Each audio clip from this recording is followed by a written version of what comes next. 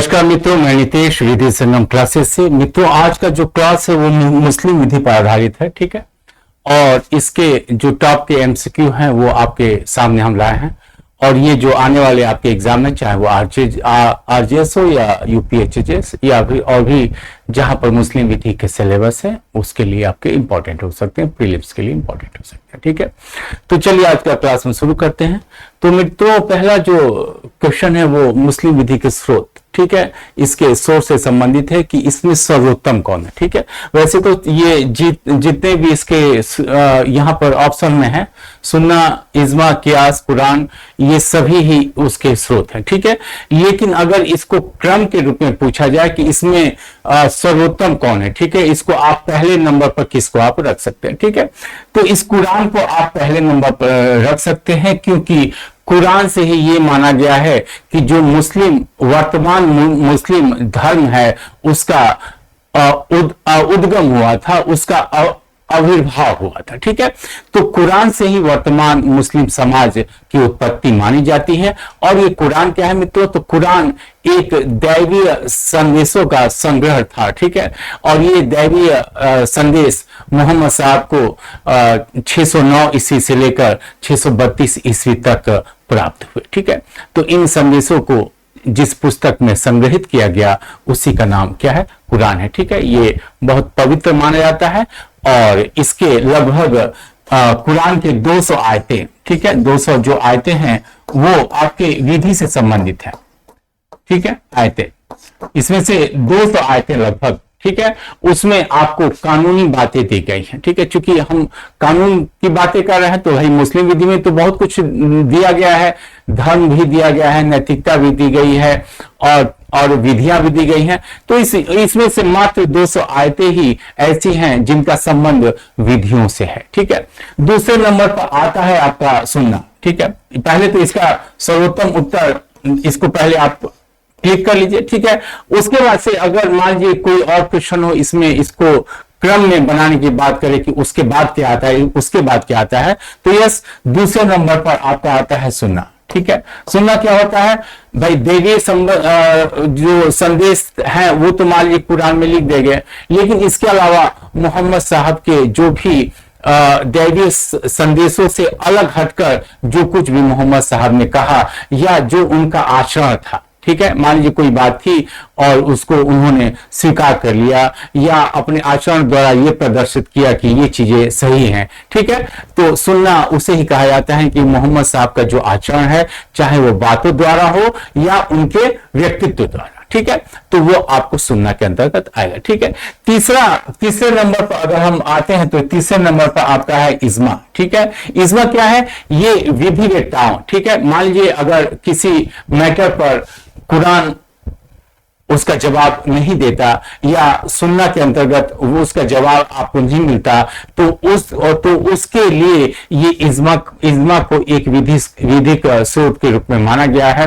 क्योंकि इज्मा में क्या है कि एक मतों की एकता, ठीक है, यानी कि विभिन्न प्रकार के जो विधिवेत्ता थे उनके द्वारा अगर किसी विषय पर कोई विधि के लिए अगर सर्वसम्मति से एक सर्वसम्मति बनी है, ठीक है, एक किसी निष्कर्ष पर आया गया है, तो उसे ही क्या कहा जाता है? इज्मा कहा जाता है, ठीक है। तो जो आधुनिक विधियां मित्रों बनी हैं, जो आधुनिक विधियां बनी हैं, उनमें इन्हीं विधिवेत्ताओं का हाथ रहा है। क्योंकि भाई समय के अनुसार अब अरब समाज अलग था, अब समाज आधुनिक है, तो जैसे जैसे समाज आगे बढ़ता है वैसे वैसे चीजों के नवीनीकरण की आवश्यकताएं बढ़ती हैं, ठीक है। तो इसके लिए इज्मा में क्या है कि विधिवेत्ता आपस में बैठते हैं किसी विषय पर विधि बनाने के लिए, और उनके द्वारा जो एक मत आता है उसे ही इज्मा कहा जाता है, ठीक है।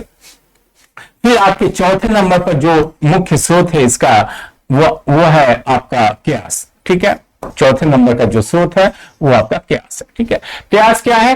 कियास ये है कि किसी चीज से तुलना करना। जैसे कि मान लीजिए कोई समस्या आई, कोई विधि संबंधी समस्या आई कि इस पर कौन सी विधियां लागू किया जाए, ठीक है। कोई मान लीजिए मैटर आया, ठीक है, तो उस मैटर की तुलना हम कुरान के किसी पाठ से करेंगे, किसी आयत से करेंगे, किसी एग्जाम्पल से करेंगे कि वो उससे मैच खाता है कि नहीं, लगभग मैच खा जाए। ठीक है, अगर इससे नहीं करता तो क्या मोहम्मद साहब ने इसके संबंध में कोई क्या बातें की हैं?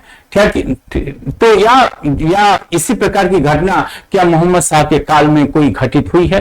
तो उस घटना या उस एग्जाम्पल से वर्तमान जो समस्या उत्पन्न हुई है उससे उसकी तुलना किया जाना ही ये एक नया स्रोत उत्पन्न करता है, जिसे क्या कहा जाता है? कियास। ठीक है, तो ये आपका क्रम है जिसके अंतर्गत जो अगर यहां पर जो क्वेश्चन है वो सर्वोत्तम है या सर्वोत्तम आपका कुरान। ठीक है, अगला प्रश्न देखते हैं मित्रों क्या है। अगला प्रश्न ये है कि सुन्नी विधि मान्यता नहीं देती। ठीक है, सुन्नी विधि, दो प्रकार की विधियां हम लोग पढ़े हैं, सुन्नी और शिया। क्लियर? तो सुन्नी विधि मान्यता नहीं देती। विधिमान विवाह को, यस, विधिमान विवाह जो होते हैं उसको तो सुन्नी विधि मान्यता देती ही देती है। मुता या अस्थायी विवाह, यस, इसको वो मान्यता नहीं देती। ये इसको मान्यता मित्रों ये सिया विधि के अंतर्गत है। ठीक है, ये सिया विधि के अंतर्गत इसको मुता विवाह को, अस्थायी विवाह को मान्यता दिया गया। ठीक है, फासिद अनियमित विवाह या सुन्नी विधि में, क्योंकि सिया विधि में नहीं होता लेकिन सुन्नी विधि में अनियमित विवाह होता है। ठीक है, और इसके अलावा सुन्नी विवाह सिया और सुन्नी दोनों में होता है। ठीक है, तो सिया और सुन्नी तो ये आपका जो मुता विवाह है ये सिर्फ सिया विधि में मान्य। ठीक है, मुता विवाह मित्रों होता क्या है? ये एक प्रकार का अस्थायी विवाह है। ठीक है, अस्थायी विवाह, जैसे कि अरब काल में उस समय तमाम युद्ध होते थे। ठीक है, तो युद्ध के सिलसिले में पुरुष जाता था दूसरे क्षेत्रों में कई कई महीने। भाई साधन तो थे नहीं, आज के आधुनिक साधन की तरह तो साधन थे नहीं। ठीक है, तो अब उस दौरान महीनों सालों अपना व्यापार के सिलसिले में या युद्ध के सिलसिले में जाना हुआ, तो अस्थायी संभोग यानी कि अस्थायी आनंद की प्राप्ति के लिए किसी महिला के साथ ये संबंध बनाया जाता था। ठीक है, तो ये जो सिया विधि के अंतर्गत, इसी वजह से यहां पर लिखा है अस्थायी। ठीक है, ये एक अस्थायी विवाह यानी कि कुल मिलाकर मुता विवाह को होने के लिए दो चीजें अनिवार्य है। पहला, इसकी अवधि का उल्लेख करना अनिवार्य है। ठीक है, यानी कि ये कितने समय के लिए ये आप विवाह कर रहे हैं। ठीक है, अगर अवधि का उल्लेख नहीं मित्रों तो ये विवाह अस्थायी विवाह हो जाएगा, परमानेंट ये शादी हो जाएगी। ठीक है, तो मुता विवाह के लिए अवधि का उल्लेख किया जाना बहुत ही अनिवार्य है। ठीक है, तो ये आपका मुता विवाह है। तो मुता विवाह में होता क्या कि अगर दोनों लोग एक दूसरे से अलग हो जाते हैं, ठीक है, तो या मान लीजिए अवधि जब समाप्त हो गई या अवधि के पहले ही दोनों लोग एक दूसरे सहमत हो गए। ठीक है, कि हाँ अब एक दूसरे की आवश्यकता नहीं है, तो उसके बाद से मित्रों पति या पत्नी एक दूसरे की संपत्ति पर उत्तराधिकार प्राप्त नहीं कर सकते। ठीक है, लेकिन याद रखिएगा मुता विवाह के दौरान जो संतानें होती हैं, जो संतान उत्पन्न होती है, वो संतान धर्मज संतान होती है। ठीक है, लेजिटमेट वो चाइल्ड होते हैं, और ये जो धर्म संतान है ये माता और पिता की दोनों, जो आपके पुरुष और स्त्री हैं, दोनों की संपत्ति पर ये उत्तराधिकार प्राप्त कर सकते हैं। ठीक है, यानी कि उनके धर्मावस्था पर इस अस्थायी विवाह का कोई प्रभाव पड़ता नहीं है। क्लियर है मित्रों? इसके अलावा अगला क्वेश्चन, बिना में, ये महर नहीं है, मेहर। ठीक है, ये मेहर, बिना मेहर के एक मुस्लिम विवाह। ठीक है, मेहर क्या होता है मित्रों? सामान्य तौर पर एक कॉन्सेप्ट ये था कि मेहर एक प्रकार का प्रतिफल है। ठीक है, जैसे कि भाई मुस्लिम विधि को क्या माना जाता है? मुस्लिम विधि को एक कॉन्ट्रैक्ट माना जाता है, एक संविदा माना जाता है। ठीक है, तो संविदा के अंतर्गत प्रतिफल का भी, कंसिडरेशन का भी होना क्या होता है? अनिवार्य होता है। क्लियर है? तो मेहर को एज ए कंसिडरेशन माना गया, लेकिन बाद में ये कॉन्सेप्ट चेंज हुआ। इसके अंतर्गत ये कहा गया कि मेहर एक सम्मान, एक स्त्री को सम्मान के तौर पर एक गिफ्ट होता है। ठीक है, उसको एक सम्मान देने का ये एक तरीका होता है। कई केस में भी कोर्ट ने कहा है कि ये एक कॉन्ट्रैक्ट की तरह ये कंसिडरेशन नहीं है, बल्कि एक सम्मान देने का तरीका है। ठीक है, तो बिना कंसिडरेशन के भी, ठीक है, यानी कि अगर ये मेहर ना हो, ठीक है। यानी कि मेहर अगर विवाह के दौरान पक्षकारों में मेहर पहले से तय ना हो या इसका उल्लेख नहीं किया गया हो तो याद रखिएगा मात्र इतने से विवाह शून्य नहीं होगा, ठीक है। इतने से विवाह शून्य नहीं होगा। और भाई विवाह मान लीजिए हो गया तो विवाह के बाद भी मेहर तय हो सकता है, ठीक है। और अगर मेहर तय नहीं होता है तो आप न्यायालय के माध्यम से मेहर तय करवा सकते हैं, ठीक है, क्योंकि न्यायालय भी मेहर तय करता है। क्लियर है। तो यानी कि मेहर विवाह के लिए आवश्यक तत्व नहीं है, मेहर बाद में भी तय किया जा सकता है या तो पार्टियों द्वारा या तो कोर्ट द्वारा। क्लियर है। तो यानी कि बिना मेहर के भी एक मुस्लिम विवाह क्या है मित्रों, ये वैलिड है, ये मान्य है, इसमें कहीं भी कोई भी विधिक अड़चन नहीं है। अगला क्वेश्चन देखते हैं, a gift in favour of an unborn child, ठीक है। अजन्मे बच्चे के पक्ष में किया गया हिबा क्या होता है, तो अजन्मे बच्चे के पक्ष में किया गया हिबा मित्रों शून्य होता है, ठीक है। भाई आप किसी अजन्मे बच्चे को जो अभी जिसका जन्म नहीं हुआ है, ठीक है, उसको आप संपत्ति दे सकते हैं हिबा के माध्यम से, वसीयत के माध्यम से, ठीक है। तो वसीयत के माध्यम से ये रहता है कि वसीयतकर्ता के मृत्यु के 6 महीने के अंदर, ठीक है भाई, वसीयत कब होती है लागू, वसीयतकर्ता की मृत्यु के बाद ही होती है लागू, ठीक है। तो अगर वसीयतकर्ता की मृत्यु के 6 माह के अंदर उस बच्चे का जन्म हो गया तब तो वो वसीयत क्या हो जाएगा, लीगल हो जाएगा, अन्यथा वो भी क्या हो जाएगा, शून्य हो जाएगा, ठीक है। तो हिबा भी शून्य होती है और अगर वसीयतकर्ता की मृत्यु हो जाती है और 6 महीने के अंदर उस बच्चे का जन्म नहीं होता है, ठीक है, वसीयतकर्ता की मृत्यु के, तो वो भी शून्य हो जाएगी। लेकिन याद रखिएगा अगर वो सिया विधि है, ठीक है, तो सिया विधि में ये जो ड्यूरेशन है वो 10 माह का होता है, ठीक है। यानी जिस दिन वसीयत लिखी गई उसके 10 माह, जिस दिन वसीयत, वहां पर वसीयतकर्ता की मृत्यु की बात हुई है, लेकिन सिया विधि के अंतर्गत वसीयत लिखने के 10 माह के अंदर बच्चे का जन्म अगर हो जाता है तो वसीयत वैलिड होगा, अन्यथा वो भी क्या हो जाएगी, शून्य हो जाएगी। क्लियर है। यहां देखिए एक गर्भस्थ बच्चे को वसीयत, अभी जो आपसे डिस्कशन हो रहा था, ठीक है, एक गर्भस्थ बच्चे को वसीयत की जा सकती है बशर्ते उसका जन्म वसीयत करने के 6 माह में हो जाता है, ठीक है, वसीयत करने के 6 माह में उसका जन्म हो जाता है। क्लियर है। तो लेकिन अगर वही आपका ये सिया विधि रहता है, ठीक है, तो सिया विधि में ये क्या हो जाएगा, 10 माह, ठीक है। ये आपको सिया विधि के अंतर्गत होगा, ये आपको सिया विधि, और ये जो ये पूछ रहा है क्वेश्चन वो शून्य विधि के अंतर्गत पूछ रहा है, ठीक है, शून्य विधि। क्लियर है। तो शून्य विधि के अंतर्गत ये 6 माह और ये वो सिया विधि के अंतर्गत 10 माह, ठीक है। तो ये दोनों में अंतर आप कॉन्सेप्ट बनाकर रखिएगा। क्लियर है। अब देखिए अगला क्वेश्चन, एक वक्फ का सृजन नहीं किया जा सकता, ठीक है। यानी कि देखिए वक्फ क्या होता है कि एक मुस्लिम अगर चाहे तो अपनी पूरी प्रॉपर्टी को एक ट्रस्ट के रूप में विकसित कर सकता है, ठीक है।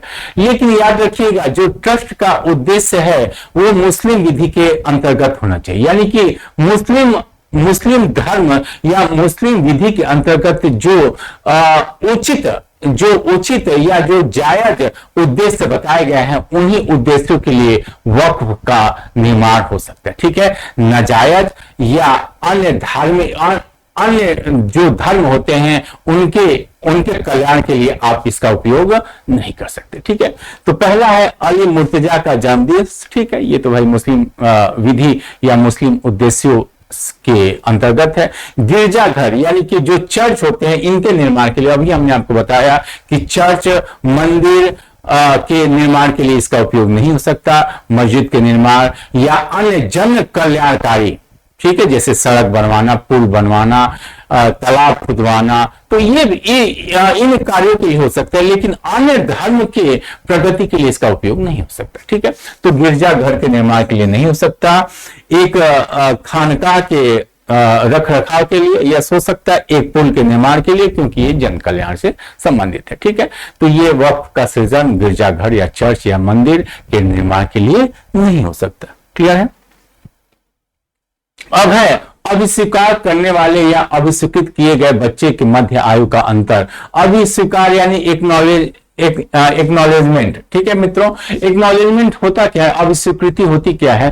तो जैसे कि मान लीजिए किसी भी पति पत्नी का विवाह किसी पॉइंट पर विवादित है, विवाद तो हुआ लेकिन उसका प्रमाण मिलना या ये कब हुआ या कुछ उसमें टेक्निकल इशू अगर आ जाता है, ठीक है, तो उसके बाद जो बच्चा पैदा होता है उसके लीगलिटी को लेकर या उसके पितृत्व को लेकर कि इसका पिता कौन है, अगर इस संबंध में कोई विवाद होता है, ठीक है, विवाह भी आपका है और उसी विवाह से ये संतान, ये नाजायज संतान नहीं है, ये जायज संतान ही है, लेकिन विवाह किसी कारण से डिस्प्यूटेड हो गया, ठीक है, तो ये जो संतान है जो कि उसी पुरुष और उसी स्त्री से पैदा हुआ है, इस संतान की अगर धर्मजता या इसके पितृत्व की बात हो कि इसका पिता कौन है, तो उसके लिए एक मुस्लिम विधि का एक ये बहुत ही शानदार ये आपका रूल है, ठीक है, अभिस्वीकृति का। यानी कि यहां पर पिता अभिस्वीकृति यानी कि एक्नॉलेजमेंट के द्वारा वो इस बात को स्वीकार करता है कि नहीं, ये जो बच्चा है ये मेरा ही पुत्र है, ठीक है, और वो स्वीकारता के दौरान उस बच्चे को पिता का नाम मिल जाता है। क्लियर है। तो यहां पर जो व्यक्ति ऐसा स्वीकार करता है और जो बच्चा है उनके बीच में जो एज है, ठीक है, उनके बीच में जो एज है कम से कम वो 12.5 वर्ष का होना अनिवार्य, ठीक है, यानी पिता और बच्चे के मध्य जो विवाह का अंतर, जो उम्र का अंतर है वो आपको 12.5 वर्ष का कम से कम होना चाहिए। क्लियर है। अगला क्वेश्चन देखते हैं, एक अवयस्क पत्नी की हिजानत यानी अभिरक्षा रहेगी, ठीक है, एक अवयस्क पत्नी से अर्थ क्या है, ऐसी कोई पत्नी जिसकी एज 15 वर्ष से कम, ठीक है, क्योंकि मुस्लिम विधि में 15 वर्ष से ऊपर की जो बालिका होती है उसको यह माना जाता है कि वो विवाह के योग्य हो गए। क्लियर है। तो 15 वर्ष से अगर नीचे की कोई बालिका है और जिसकी शादी हो गई है तो उसकी अभिरक्षा उसके पति के पास नहीं होगी, उसके पिता के पास भी नहीं होगी, उसके ससुर के पास, बल्कि उसके माता के पास ये अभिरक्षा प्राप्त होगी। ठीक है।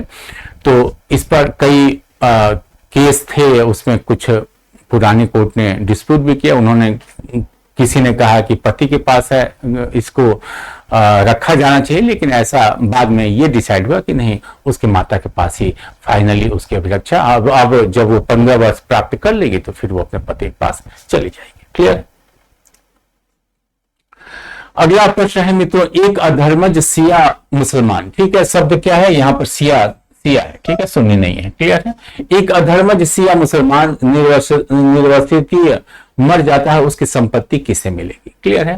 तो शिया, देखिए, अगर सुन्नी अगर कोई अधर्मज संतान है तो सुन्नी का संबंध अपने माता से जरूर रहता है। ठीक है। सुन्नी अगर आता तो पिता से तो नहीं रहेगा उसका संबंध, लेकिन माता से जरूर रहेगा।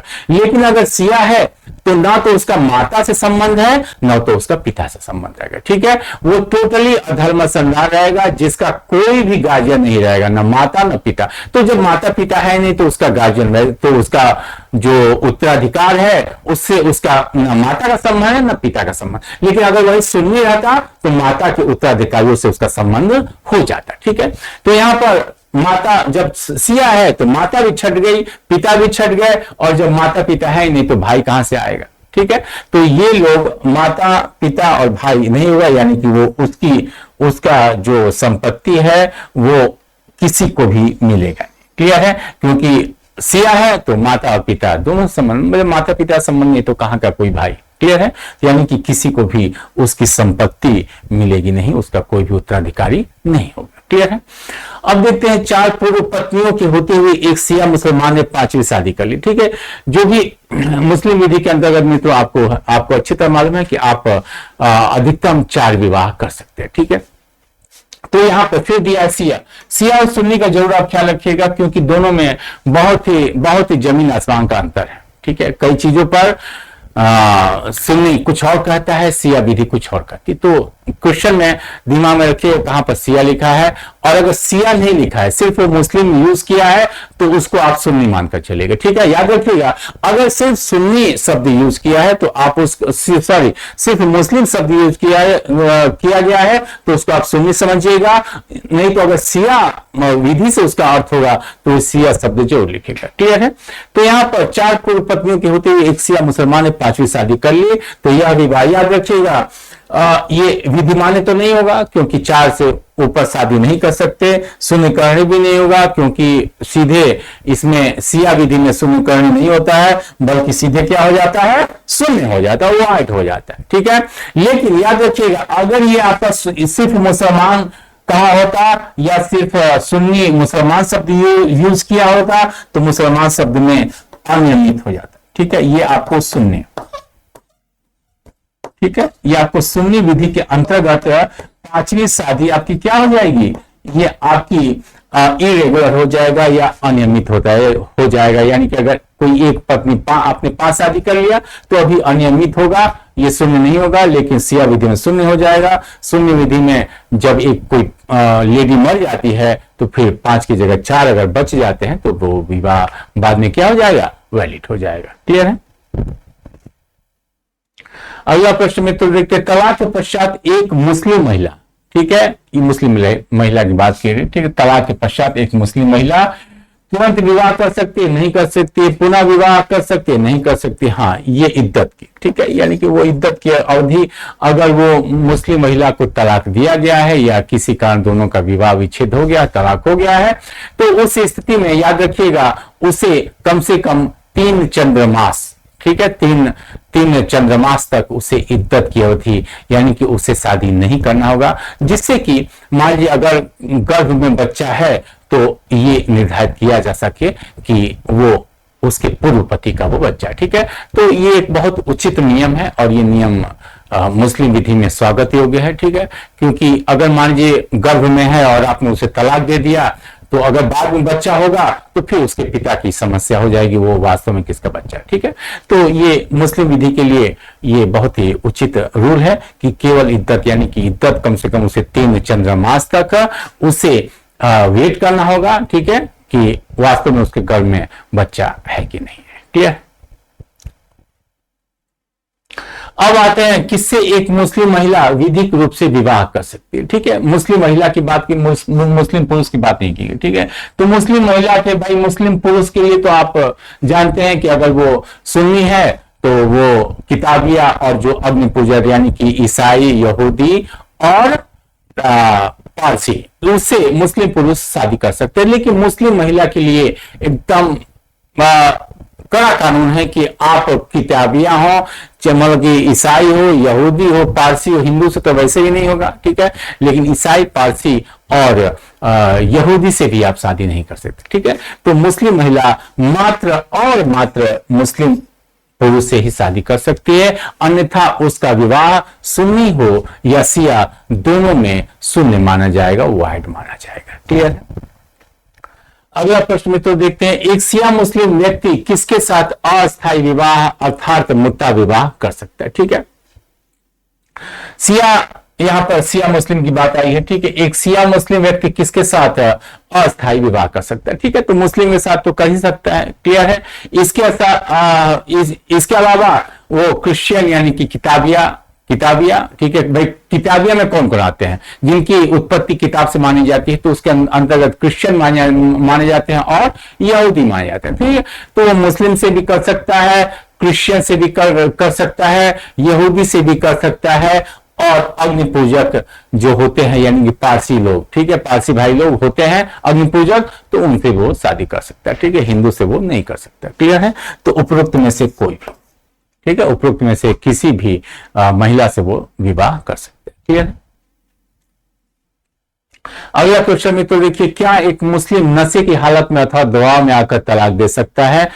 हाँ, ये तलाक दे सकता है। ठीक है, जो सुन्नी इसमें जो सुन्नी विधि के अंतर्गत एक हनफी शाखा है। ठीक है, शाखा कौन सा है? हनफी शाखा, हनफी। ठीक है, ये मित्रों हनफी, ये है हनफी। ठीक है, तो हनफी जो शाखा है, ठीक है, सुन्नी विधि के अंतर्गत एक जो हनफी शाखा है, उस शाखा के अंतर्गत, ठीक है, ये आपका सुन्नी का है, तो उस शाखा, भाई विवाह के लिए आपकी स्वतंत्र सहमति का होना अनिवार्य है। ठीक है, और इसके अलावा आप तलाक के लिए भी आपकी स्वतंत्र सहमति का होना अनिवार्य है। ठीक है, लेकिन हनफी विधि एक ऐसी विधि है कि जिसके अंतर्गत स्पष्ट रूप से लिखा है क्या कि आप मद्यपान, नशे में, दवा में या क्रोध में आकर, यानी कि इवन आप मजाक मजाक में भी आप तलाक दे सकते हैं। ठीक है, मजाक मजाक में भी तलाक सकते हैं, यानी कि इनके लिए एकदम ये पूर्ण रूप से स्वतंत्र है कि ये किसी तरीके से इन पर कोई दबाव नहीं है। ठीक है, मजाक मजाक में तलाक दीजिए, दबाव में तलाक दीजिए, क्रोध में तलाक दीजिए, चाहे जिसे आप जैसे आपको देना हो वैसे कर। ठीक है, तो हनफी विधि में तो यस, हाँ, सुन्नी विधि के अंतर्गत ये क्या है मित्रों, मान्यता है। शिया विधि के अंतर्गत मान्यता नहीं है, वो विवाह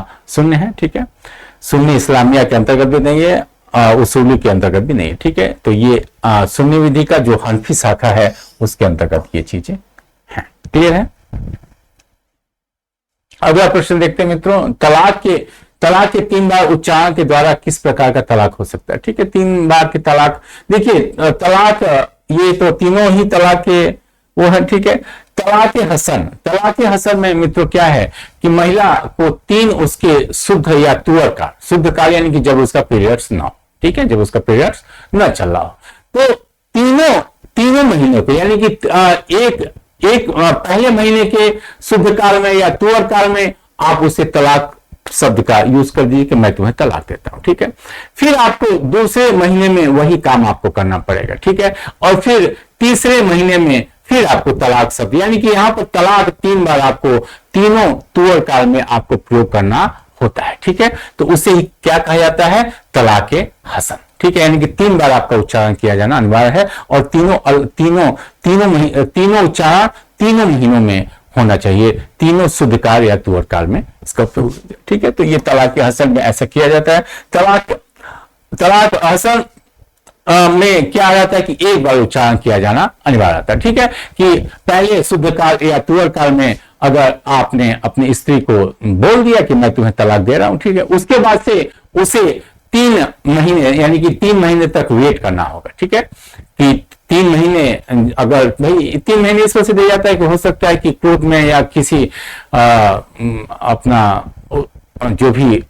जो भी है उनका मानसिक स्थिति है, ठीक है, उसके अनुसार उन्होंने तलाक दे दिया और बाद में हो सकता है कि तीन महीने के अंतर्गत उन्हें पश्चाताप हो और फिर एक दूसरे से समझौता करें। ठीक है, तो ये उचित विधि कि तलाक हसन पहले शुद्ध काल में, पहले महीने के शुद्ध काल में एक बार बोल दो, 3 बार बोलने की आवश्यकता है। ठीक है, फिर उसके बाद से 3 महीने तक वेट करो और तीसरा महीना समाप्त होते ही ये क्या हो जाएगा, तलाक फाइनल। ठीक है, तो इसके अंतर्गत 3 बार और ये इसके अंतर्गत मात्र 1 बार। और तलाके तफवीज, ये क्या है मित्रों, तलाके तफवीज है कि जैसे कि पति, भाई जो तलाक देने का राइट है वो किसे है, पति है। ठीक है, पति को है, तो पति इस राइट का उपयोग या तो खुद कर सकता है या तो किसी अन्य व्यक्ति को भी ऐसा करने के लिए दे सकता है। अन्य व्यक्ति में कोई भी हो सकता है। ठीक है, तो ज्यादातर मामलों में ये अधिकार पति अपनी पत्नी को दे देता है। ठीक है, कि मान लो कि, लेकिन साथ में कोई शर्त भी वो अपना लगा देता है कि मान लो कि अगर हमारा आचरण सही नहीं रहे या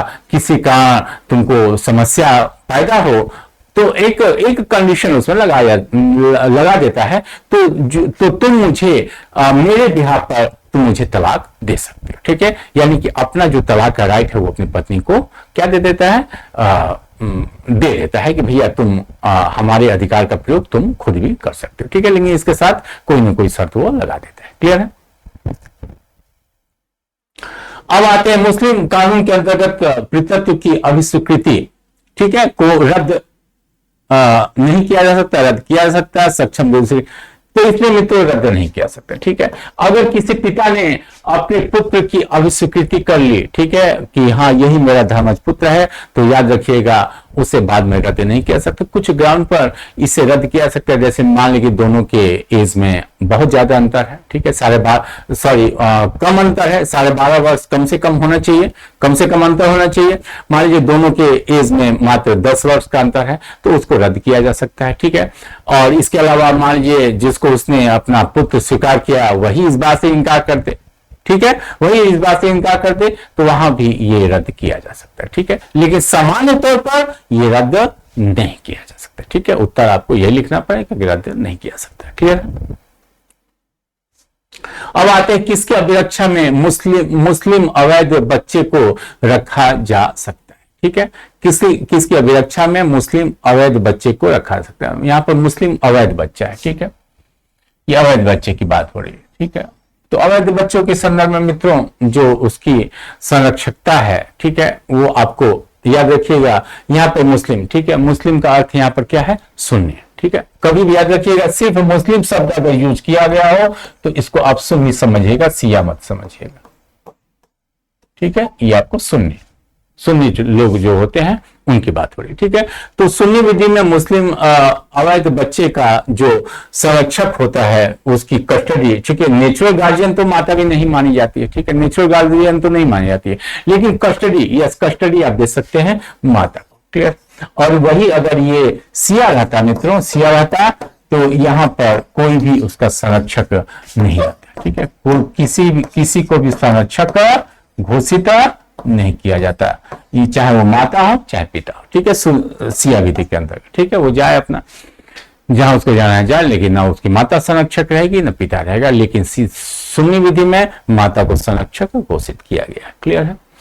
निम्नलिखित में से कौन सा गिफ्ट वैध नहीं है, ठीक है। गिफ्ट भावी, तो इसमें मित्रों जब आप हिबा पढ़ेंगे, ठीक है, तो उसके अंतर्गत दिया गया है कि भावी गिफ्ट क्या है कि एक प्रकार की संभावना, आप इसके उत्तराधिकारी हो सकते हैं, ठीक है। तो ऐसा कोई गिफ्ट मान्य नहीं है कि जहां पर मात्र संभावना, मान लीजिए वो आपकी संभावना किसी का नष्ट हो जाए तब तो गिफ्ट का कोई मतलब नहीं रह गया, ठीक है। तो भावी गिफ्ट नहीं हो सकता, सिर्फ संभावनाओं का गिफ्ट नहीं हो सकता, सशर्त गिफ्ट, कंडीशनल गिफ्ट नहीं हो सकता, ठीक है। बाह्य संविदा के आधार पर गिफ्ट, ठीक है, वेगरिंग, ये भी मुस्लिम विधि के उद्देश्यों से मेल नहीं खाता, ठीक है। तो कुल मिलाकर भावी गिफ्ट, सशर्त और ये बाजी संविदा, ठीक है, वेगरिंग इसके आधार पर नहीं हो सकता। तो मुझे कौन सा गिफ्ट वैध नहीं है, यस, उपरोक्त सभी प्रकार, ठीक है, ये कोई भी उसमें वैध नहीं है, वैलिड नहीं।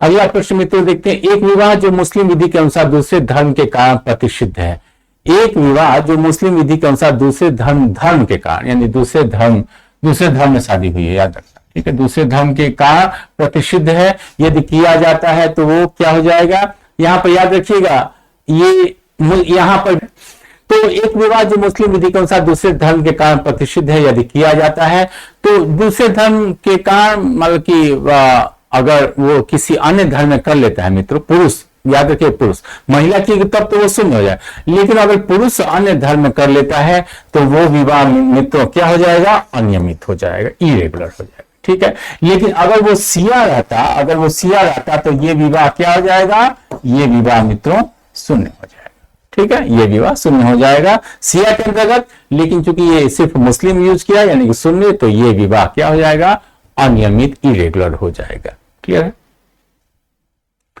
अगला जो क्वेश्चन है उसको देखते हैं। मुस्लिम विवाह विघटन अधिनियम 1939 की धारा 4 के अनुसार एक मुस्लिम पत्नी का इस्लाम धर्म से धर्म त्याग करना, ठीक है, यानी कि वो मुस्लिम स्त्री है और वो अन्य धर्म वो स्वीकार कर लेती है, ठीक है। तो देखिए पहले तो था ये जो अधिनियम था मित्रों, मुस्लिम विवाह विघटन अधिनियम 1939। तो 1939 के अधिनियम के पहले तो ये प्रावधान था कि अगर कोई मुस्लिम महिला अगर अपना मुस्लिम धर्म त्याग कर लेती है तो वो ऑटोमेटिक विवाह विघटन का आधार हो जाता था, ठीक है। लेकिन अब क्या है, अब जब से ये अधिनियम बना है, ठीक है, तो इसकी धारा 4 के अनुसार एक मुस्लिम पत्नी का इस्लाम धर्म से धर्म त्याग करना ये ऑटोमेटिक विवाह विच्छेद का आधार नहीं बनेगा, बल्कि उसको वही धारा 2 का जो सेक्शन 2 है, ठीक है, धारा 2 के 9 आधार, इसके 9 ग्राउंड है ना, 9 ग्राउंड, ठीक है। तो इस ग्राउंड के आधार पर ही वो विवाह विच्छेद के लिए जा सकती है, ठीक है। ऑटोमेटिक ये कोई विवाह विच्छेद का ग्राउंड नहीं बनेगा। ग्राउंड वही रहेगा कि धारा 2 के अंतर्गत जो 9 आधार है वही ग्राउंड उसमें एज इट इज रहेगा, ठीक है। तो यहां पर देखिए, उसकी शादी वास्तव में भंग कर सकता है, उसकी शादी वास्तव में भंग नहीं करेगा, ठीक है। ये आपका बी ऑप्शन है, ठीक है, कि उसकी शादी वास्तव में भंग नहीं करेगा, बल्कि भंग कराने के लिए उसे ये 9 आधार ढूंढने होंगे धारा 2 के अंतर्गत। क्लियर। अगला प्रश्न देखा जाए, मुस्लिम विधि के तहत वैध गिफ्ट अथवा हिबा के लिए निम्नलिखित में से क्या आवश्यक नहीं है। तो गिफ्ट की घोषणा ये तो होना भाई चाहिए, ठीक है, डिक्लेरेशन ऑफ गिफ्ट होगा ही होगा, ठीक है। इसके अलावा गिफ्ट की स्वीकृति इसका भी होना बहुत अनिवार्य है, ठीक है। यानी कि आप अगर किसी के पक्ष में गिफ्ट का डिक्लेरेशन कर रहे हैं तो सामने वाले को भी उसके स्वीकार किया जाना अनिवार्य है, उसके बिना होने वाला नहीं है, ठीक है। इसके अलावा दानकर्ता द्वारा संपत्ति का कब्जा, ये भी बहुत महत्वपूर्ण है, ठीक है। यानी कब्जा का दिया जाना भी अनिवार्य है, ठीक है। एक तो डिक्लेरेशन और उस डिक्लेरेशन को सामने वाले पार्टी द्वारा स्वीकार करना और साथ में संपत्ति का कब्जा अंतरण किया जाना, ठीक है। ये तीनों आपका अनिवार्य है। चौथा देखें, गिफ्ट का लिखित दस्तावेजी सबूत, ये कोई अनिवार्य नहीं, आप कर भी सकते हैं, लिखित रूप से आप कर भी सकते हैं या मौखिक भी कर सकते हैं। तो कुल मिलाकर ये अनिवार्यता नहीं है मित्रों, ये आपका अनिवार्यता नहीं है, ये आपके ऊपर है कि आप मौखिक लिखिए, मौखिक दीजिए या लिखित दीजिए। क्लियर है। अपने पति की संपत्ति पर कब्जा बनाए रखने के लिए विधवा के अधिकार पर मुस्लिम विवाह कानून के तहत निम्नलिखित में से कौन सा मामला प्रमुख है, ठीक है। संपत्ति पर कब्जा बनाए रखना विधवा का, ठीक है। तो इसे आप कौन सा अधिकार कहते हैं, इसे धारणा अधिकार,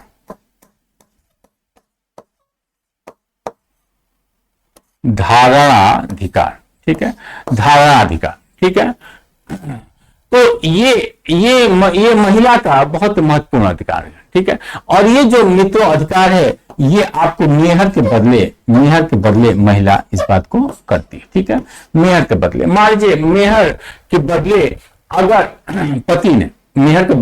पति ने अपनी पत्नी को बोल दिया कि ठीक है भाई, अगर मान लो कि किसी का हम मेहर नहीं दे पाए तो चलो ठीक है, फिलहाल हम कब्जा पोजीशन अपने संपत्ति का तुम्हें दे देते हैं, ठीक है। तो मेहर के बदले अगर पति की सहमति से पत्नी ने किसी संपत्ति पर मान लीजिए कब्जा कर लिया, ठीक है, और उसके बाद उसके पति की मृत्यु हो जाती है, उसके पति की क्या हो जाती है, मृत्यु हो जाती है, ठीक है। और मेहर अभी एज इट इज बकाया है, ठीक है। मेहर अभी उसे स्त्री को नहीं मिली है, लेकिन उसके पति के सहमति से उसने उस पर कब्जा जरूर किया है, ठीक है। तो उस स्थिति में मित्र होगा क्या कि उस महिला को उस संपत्ति पर कब तक कब्जा करने का राइट है, जब तक कि उस संपत्ति के जो भी उत्तराधिकारी है, सक्सेसर है, वो उस मेहर की रकम को अदा ना कर दे, ठीक है। तो ये मेहर बहुत महत्वपूर्ण अधिकार है महिलाओं का। क्लियर है। तो वो जो संपत्ति जो भी उसके उत्तराधिकारियों को मिलने वाली है, उन उत्तराधिकारियों को संपत्ति तभी कब्जे में आएगी जब मेहर का भुगतान कर दे, ठीक है। तो महिला, याद रखिए, महिला यहाँ पर मात्र कब्जाधारी होती है, वो उसकी स्वामिनी नहीं होती, ठीक है। तो इसी संदर्भ में ये केस आया था, मोहम्मद सादिक नहीं है, अहमद, ये मैना बीबी, ठीक है, मैना बीबी वर्सेस चौधरी वकील अहमद, ठीक है। ये केस निकल आया था। इस केस में क्या था कि मैना बीबी और उनके जो पति थे, ठीक है, तो मैना बीबी ने पति की सहमति से उसकी संपत्ति पर क्या कर लिया, कब्जा कर लिया। मैना बीबी ने अपने पति की सहमति से कब्जा कर लिया उसकी प्रॉपर्टी पर, और उसके बाद से उनके पति का देहांत हो जाता है और मैना बीबी उस संपत्ति पर कब्जा रखी रहती है, ठीक है, धारणा अधिकार उसका है ही, तो उस संपत्ति पर कब्जा रखी रहती है। लेकिन जो उसके सक्सेसर हैं, उस संपत्ति के उत्तराधिकारी, ठीक है, वो उत्तराधिकारी उस संपत्ति के उस संपत्ति को प्राप्त करना चाहते हैं, लेकिन मैना देवी का जो मेहर बकाया है उसको वो चुकाने में असक्षम होते हैं, यानी कि वो चुका नहीं पाते, ठीक है, चुका नहीं पाते उनके उत्तराधिकारी। तो उस स्थिति में मैना देवी ने क्या किया, क्योंकि वो संपत्ति उन्होंने दान द्वारा, हिबा द्वारा संपत्ति किसी अन्य व्यक्ति को क्या कर दिया, ट्रांसफर कर दिया। ठीक है, तो यहां पर मामला जब कोर्ट में आया, ये चौधरी वकील अहमद साहब जो उनके उत्तराधिकारी थे उस संपत्ति के, उन्होंने जब कोर्ट में मुकदमा किया तो मुकदमे के दौरान माननीय कोर्ट ने यह कहा कि मैना देवी को मात्र कब्जाधारी थी, उस संपत्ति की स्वामिनी नहीं थी। ठीक है, वो आजीवन उस पर कब्जा बनाए रखती, उससे कोई दिक्कत नहीं थी, क्योंकि जब तक मेहर का भुगतान नहीं तब तक धारणाधिकार उनका बना रहा था, लेकिन वो स्वामिनी नहीं है। ठीक है, लिहाजा उनके हिबा यानी उन्होंने जो स्वामित्व के तौर पर उन्होंने जो हिबा किसी व्यक्ति को दान दे दिया, उस हिबा को या उस गिफ्ट को क्या किया गया, वाइड करार किया गया। क्लियर है। अगला क्वेश्चन देखा है मित्रों, मुस्लिम विधि के तहत पूर्व क्रय के अधिकार का दावा कौन कर सकता है। ठीक है, पूर्व क्रय का अधिकार क्या होता है मित्रों, तो ये एक ऐसा अधिकार है जैसे कि अगर मान लीजिए आपकी कोई प्रॉपर्टी है, आप मुस्लिम धर्म से जुड़े हुए हैं, ठीक है, तो आप अगर नहीं चाहते हैं कि आपका जो पड़ोसी है, जस्ट आपके मकान से सटे कोई अन्य व्यक्ति आ जाए, कोई अन्य अनजाना व्यक्ति आ जाए, किसी अन्य धर्म का आ जाए, ठीक है, जिससे आपको दिक्कत होने लगी। भाई कई व्यक्ति ऐसे सोचते भी हैं। ठीक है, तो यहां पर क्या है कि मान लीजिए ये आपकी प्रॉपर्टी ए और ये प्रॉपर्टी बी है। ठीक है, इस प्रॉपर्टी का मालिक इसको किसी अन्य व्यक्ति, अनजाने व्यक्ति सी को अगर दे देता है, ठीक है, तो इनको क्या हो जाएगा, इनको पूर्व क्रय का अधिकार हो जाएगा। इनको क्या हो जाएगा, पूर्व क्रय का राइट हो जाएगा। ठीक है, अब इनका राइट क्या है कि ये सी को, जो जिसने बी की संपत्ति खरीदी है, तो सी को ये बाध्य कर सकते हैं, याद रखिएगा। ठीक है, सी को ये बाध्य कर सकते हैं कि सी उस संपत्ति को इसे क्या करे, बेचे, विक्रय कर दे। ठीक है, बी ने सी को बेचा और यहां पर ए सी को संपत्ति वापस ए को बेचने के लिए बाध्य कर सकता है। इसे ही पूर्व क्रयाधिकार या जो प्रीएम्बिशन इसको कहा जाता है। ठीक है, तो इसको सुफा का अधिकार। ठीक है, एक शब्द और आता है सुफा। ठीक है, तो ये सुफा का अधिकार इसे कहा जाता है। ठीक है, तो यहां पर दिया गया कि दावा कौन कर सकता है, तो सफिए शारिक यानी कि ये संपत्ति का, यानी कि जो उसके को शेयर होते हैं, मान लीजिए कोई संपत्ति है अभी बंटवारा नहीं हुई। ठीक है, तो जितने भी उसके जो उत्तराधिकारी हैं वो क्या कह जाएंगे, को शेयरर कह जाएंगे। ठीक है, मान लीजिए भाई बहन है और उसमें बहन ने अपनी प्रॉपर्टी को किसी अन्य व्यक्ति को बेच दिया। ठीक है, तो आपका जो भाई है वो उसको ये राइट मिल जाएगा। ठीक है, उसे राइट मिल जाएगा कि वो जो बहन की जिसने प्रॉपर्टी खरीदा है उसे वो बाध्य कर सकता है कि वो संपत्ति उसे वापस बेचे। ठीक है, तो ये को शेयरर यहां पर हो सकते हैं।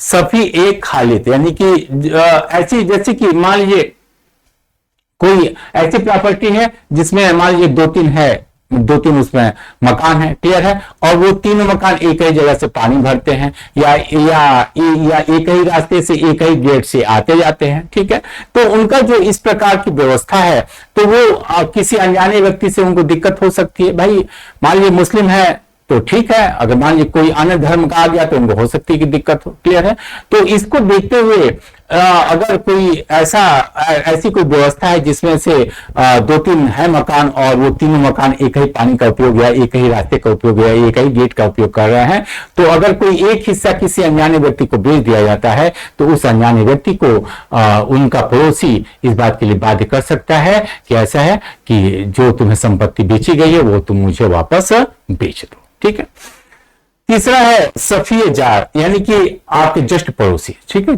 जस्ट पड़ोसी उसे ही सफिए जार यहां पर कहा जाता है। ठीक है, इमूवेबल प्रॉपर्टी का। ठीक है, याद रखिएगा संपत्ति अचल दोनों ही होनी चाहिए, चल संपत्ति होनी चाहिए, दोनों संपत्ति क्या होनी चाहिए, अचल संपत्ति होनी चाहिए। ठीक है, तो आपका जो पड़ोसी है वो भी अगर कोई ऐसा व्यक्ति आ गया जो कि जिससे आपको दिक्कत है, ठीक है, तो उस स्थिति में आप उस व्यक्ति को बाध्य कर सकते हैं कि वो संपत्ति आपको बेच दे। ठीक है, तो इसमें उपरोक्त सभी यानी कि तीनों लोग को ये अधिकार है। ठीक है, अब नेक्स्ट क्वेश्चन में, तो निम्नलिखित में से किसके पक्ष में एक मुसलमान द्वारा वसीयत मान्य है, एक मुसलमान द्वारा वसीयत मान्य है। ठीक है, वसीयत याद रखिएगा, वसीयत का अर्थ यह है कि वसीयत को कोई भी व्यक्ति अपने पूरी प्रॉपर्टी का वसीयत 1/3 ही कर सकता है, ठीक है।